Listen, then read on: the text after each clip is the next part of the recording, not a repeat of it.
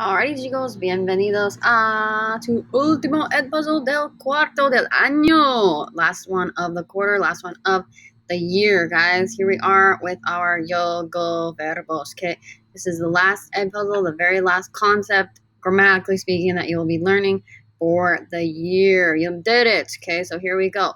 We're going to go ahead and get started, so please make sure that you have your cuaderno handy. You should be taking some notes today.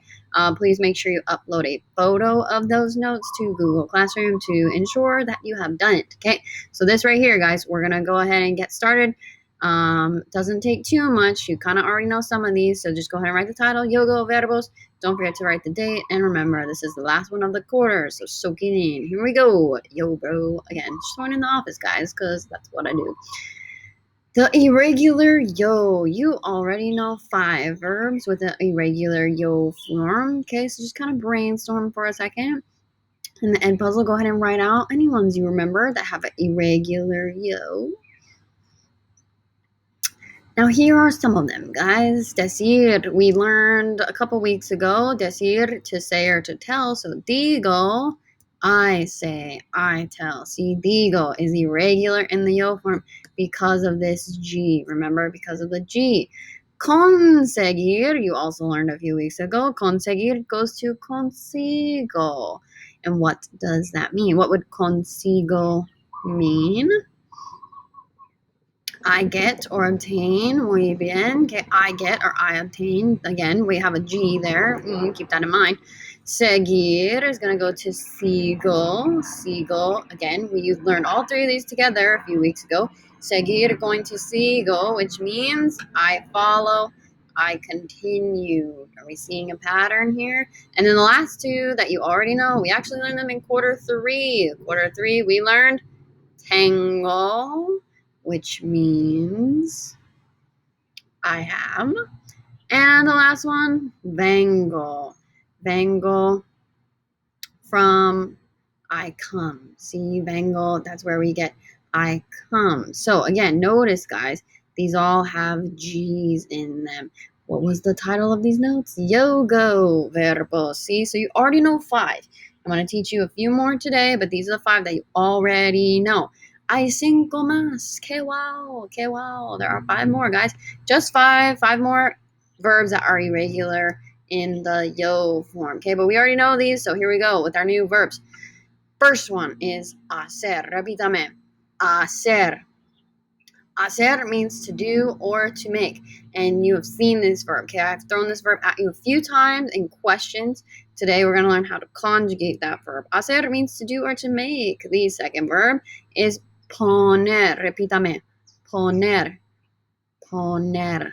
Not to be confused with poder with a D. Okay, poder with a D is stem changing, and it means to be able to. Poner now, to put or to place. Poner, to put or to place.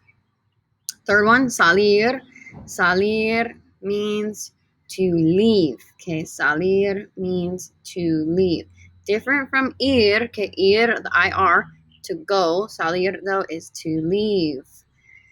Suponer is kind of a cognate. I think it's a cognate. Some other people look at it and like they don't see that. But suponer, to suppose. Suponer, to suppose. And the last one, traer. Traer means to bring. Okay, traer, to bring. So hacer, poner, salir, suponer, traer. Okay, so practice saying those on your own at home. These are our 5 yogo verbs. Okay, yogo. And again, we talked about those 5 earlier that we learned. Now I know these 5. So if we have a go there, what do you think hacer is going to change into in the yo form? What do you think hacer is going to change into in the yo form? Oh, there's my question. What do you think hacer is going to look like in the yo form? Hago. See, hago. Hopefully you selected that one. Let me make myself a little smaller here. Hago in the yo form. That would mean I do or I make. Okay. Again, guys, hacer can mean both of those things, to do or to make. So hago could mean I do or I make. Poner in the yo form. Pongo. See, Yo pongo with a O-N-G-O. Pongo. Salir. Salgo. See, salgo. Did we catch some pattern here, guys? And supongo for suponer. Supongo for suponer. And the last one, traigo. Be careful with the spelling on this one. Notice I have a I there. There's no I here in the infinitive, but in the conjugated verb we have a traigo. So boom, go, go, go, go, go. Hence the yogos, guys. Yogo verbs. Hago, pongo, salgo, supongo, traigo. Be careful with your spelling, okay? Notice I dropped the C here. Over here I add an I. You gotta be careful for a few of these because the spelling gets a little bit different, okay? But this is only in the yo form. We learned this last week with seguir, conseguir, and decir, just like these guys. They're only in the yo form with the G. Hago, pongo, salgo, supongo. So those are our 5 yogo verbos. That's it. Now, what we're going to do, let me move myself down here. We're going to take a look at the whole chart itself. Okay, this, I just pulled this off the interweb. And this right here, they just conjugate it like this in a whole straight long line down. Okay, so these are our singular forms. These are our plural forms. Notice that hacer is only weird in the yo form. Hago. Look, the rest though are normal. They are not even stem changing. Okay, so important to note, guys, these 5 verbs, no stem changing. They're only weird in the yo form. So haces, hace, hacemos, hacéis, hacen. We're just taking the stem, right? We're removing everything except the ER.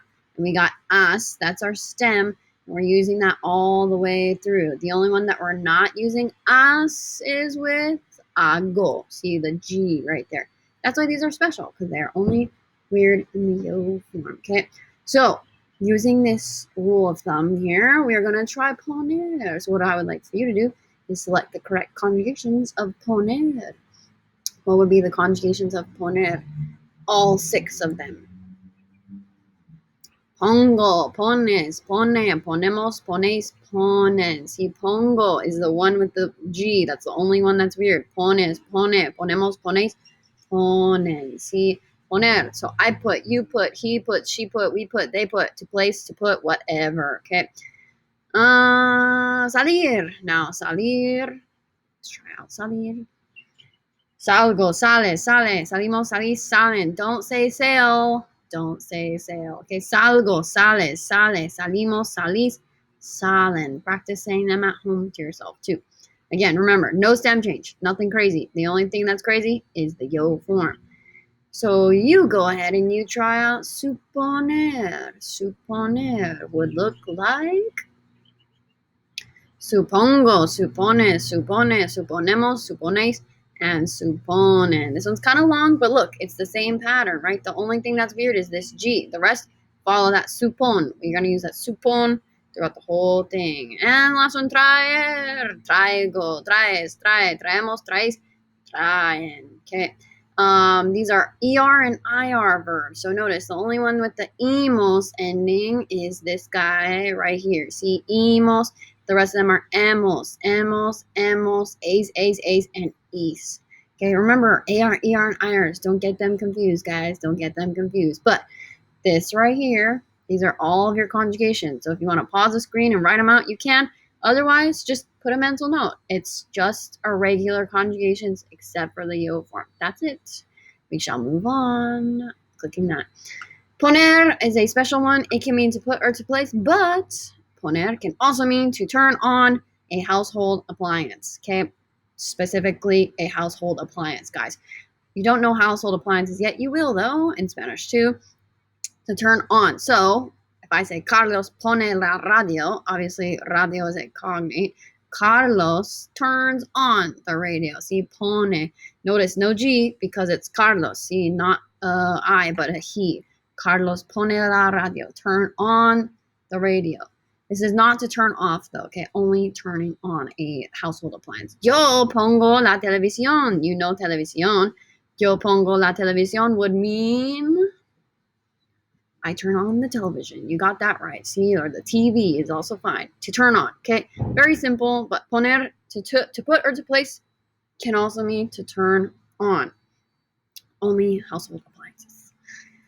Okay, moving on. Salir. Salir is a little bit special because salir has a lot that could come after it. So the first thing that could come after it is a de. So go ahead and write this down. Salir de is used to indicate that someone is leaving from a particular place. And we know that because de means from, right? So if you say salir de, if you conjugate the verb salir de, then you got to know someone's leaving from somewhere. So let's take a look at this example. Hoy salgo del hospital. Hoy yo salgo del hospital. Today I leave from the hospital. Notice I have a de and I have a L. If I have a de and an L, smush them together to make a del. See, today I leave from the hospital. The de being the from. Okay. De is a preposition. I'm going to show you two more that we might see with salir. The second is salir para. Okay, you might have heard this word before. You might have seen it. Para means for in Spanish. F-O-R. Okay. Para is used to indicate destination. So if you're saying someone is leaving for Canada, that's their destination, then we're going to put a para there. For example, mañana ellos salen para Mexico. Mañana ellos salen para Mexico. So what would that mean there? I'm saying mañana ellos salen para Mexico. Tomorrow they leave for Mexico. See, tomorrow they leave for Mexico. That is their destination, right? Not from, but for in this case. And the last preposition is salir con. Salir con. Con, you've learned before. Con means with, right? So if you're saying salir con, we're saying to leave with someone or something. But salir con can also mean to date someone. Okay, two meanings, double meaning here, guys. To leave with or to date someone. So if I say Alberto sale con Melissa, Alberto sale con Melissa, Alberto is going out with Melissa, right? He goes out with her, not leaving with, but it could mean leaving with. I don't know. In this case, I'm going to guess it's going out with. As opposed to Juan sale con su mochila. Juan sale con su mochila. Juan leaves with his backpack. Hopefully he's not dating his backpack. That'd be weird. But Juan sale con, right? He leaves with his backpack. And guys, de, para, con, they are all prepositions, okay? They are all coming after this word salir, to leave. So, oh, what happened there? I thought I had never mind. Wrong slide, okay? But that is a little bit of what happens with salir, okay? Salir has de, para, or con that could come after it, so just be mindful of those, okay? You don't have to write these examples down, but if you did, cool beans. Moving on. Ver. There are two verbs that are not necessarily, well, this one. Ver is not necessarily a yo-go, and I'll explain why. But ver is irregular in the yo. You have learned ver. You learned ver when we learned ver películas, right? To watch movies. Ver literally means to see, though, guys. Okay, so ver películas, to see movies, because think about it as like, oh, I go to see a movie, right? To see movies in the movie theater, but we always use ver. 9 times out of 10, we use ver when we talk about watching movies. So ver, if I were to take it apart, I would take away the er and I would put vo, right, in the yo form. But it's a little irregular. It can't just be vo. Vo is not a word in Spanish. Rather, veil. Okay, veil. We keep the e there. We're just dropping the r and putting veil. This is why I have not yet taught you or told you conjugate this verb yet, because it's a little bit different. Veil. Now the rest stay the same. If the rest stay the same, you tell me what's it gonna look like in the two. Él, ellos, nosotros, vosotros, ellas, ellas, ustedes. Here we go. Ves, ve, vemos, veis, and ven. Now be careful with this one because look, check it out. No accent on the vosotros form. Now, again, this is not a yo-go verb necessarily because there's no go here, okay? But it is irregular in the yo, okay? Veo, ves, ve, vemos, veis, and ven. I see, you see, we see, they see, etc., okay? But because of this, now that you know, ¿cómo se dice? How would you say I watch, aka see movies? How would you say that? I watch, I see movies. Hopefully you wrote veo or yo veo películas. Sí, veo or yo veo películas. And again, just as a reminder, not a yo-go, just irregular in the yo because there is no G. No G. No G. All right. Very last one you're going to learn, guys, is, why are we not moving on here? Sorry. Oh, that's why. The very last one is oír. Oír means to hear. Oír is a special one, very special, because it's irregular in the yo, it has a spelling change, and there are accents outside of the shoe. So if you want to grab some 3 colors here, it might help you to see this a little better. Oír. There's an accent mark on that I. Such a small word, but stress on the I. Oír. Oír means to hear. This is different from escuchar, to listen to. In the yo form, it's a yo-go. It's a yo-go. So maybe add it to your list there. But also keep in mind spelling changes. Oigo. Oigo. I hear. In the to form, ooh, look at that. It's a I to Y inside the shoe, apart from this one. Okay, not in this one.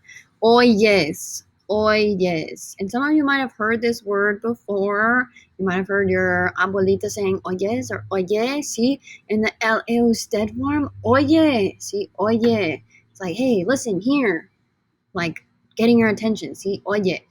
Nosotros, now we're outside the shoe, so no Y happening here. It's going to be oímos, okay? Oímos, stress on that I, emphasis on that I. Oímos, vosotros, oís. What a weird tiny word, I know. See, oímos, oís. And the last one is going to just be oyen, okay? Oyen. So oír is weird. It's got 3 things going on. Yogo, it's a G-O. Y's happening inside of our shoe here, and then outside the shoe, there are 2 accent marks. Oigo, oyes, oye, oímos, oís, oyen. See, those are our to hear, I hear, you hear, we hear, etc. Okay, so these guys, these are the ones we gotta be careful of. Oír is a little bit irregular, but that's it. That's the very last verb you're gonna learn in Spanish class. So we're going to put this to practice really quickly, and then we're out of here. Ellos, salir, yo, traer, tu amigo, hacer. Conjugate these verbs for me, guys. So, número 1, ellos. Salir, salen. See, salen. Note, note, note. No G, because we're not in the yo form, okay? No G when we're outside of the yo form. Número 2, yo traigo, gracias, traigo. Don't forget the I there in traigo. Número 3, tu amigo hace. See, tu amigo hace. Remember the H at the beginning, guys. Doesn't make a sound. Just leave it alone. It is silent. Tu amigo hace. Número 4, vosotros suponéis. See, suponéis. Suponéis. Accent on the I. Número 5, mi prima y yo ponemos, and the last one, yo salgo. Sí, muy bien, salgo, with a G, guys, with the G. Notice again, only weird in the yo form, okay? We only got the G's happening in the yo form. So we had those 5 extra yogo verbs. We had ver and we had oír. Don't forget about ver and oír. They don't follow exactly the same pattern, but they belong in these weird irregular conjugations, okay? And that is it.